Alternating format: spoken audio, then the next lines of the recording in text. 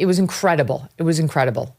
That's how much of a mark Charlie made, not just on our country, but on our government in particular, at age 31. Ask yourself what you were doing at age 31. When I was 31, I hadn't even gotten into television yet. I was still practicing law.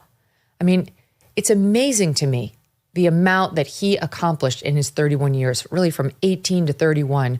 Charlie worked nonstop, and it was a labor of love. And it was great to hear some of the stories of people who, when he was starting Turning Point and he needed that first $50,000 to get things going, how he went to this one potential donor and pitched her, and she said, come back when you have the first half. And 2 days later, he called.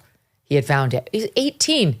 I mean, truly, if somebody, and Charlie didn't have any connections, he didn't come from a wealthy family.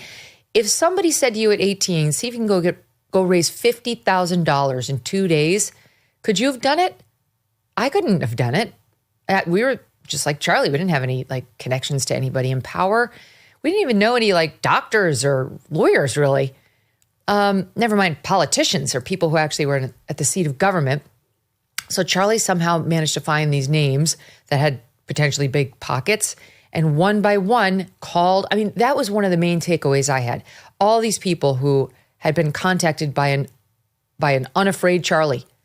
He was not afraid about reaching out, even when he was young, to people he didn't know to try to ask for help building his mission. And that was part of the same spirit he used in reaching across the aisle to speak to people he disagreed with or who disagreed with him as part of his mission too. His funeral is going to be remembered as, I mean, one of the most impactful spiritual events in American history. When I walked in, the moment I was overwhelmed, I walked in the stadium and I brought my two oldest children with me. They're almost 16 and 14, my oldest son and my daughter. And we walk into the stadium and there were so many people in the stands. Everyone was dressed in red, white, and blue. It was so heartening. And that's exactly what Charlie would have wanted. That was a great call by his team. And all these people who had watched the show or watched Charlie on this show or watched me on Charlie's show who, knew me or whatever, the love that was outpoured just over me and my children as we walked in, I couldn't believe it. I was so moved by it. People yell, I love you. And I yelled back, I love you. And I meant that.